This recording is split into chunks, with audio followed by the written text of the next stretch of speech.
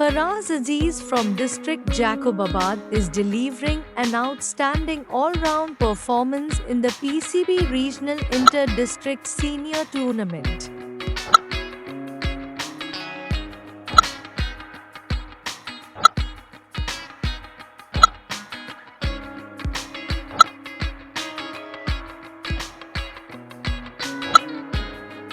With prior experience in first-class cricket and having represented Larkana region in tournaments like the Hanif Muhammad Trophy, he brings both skill and maturity to the field.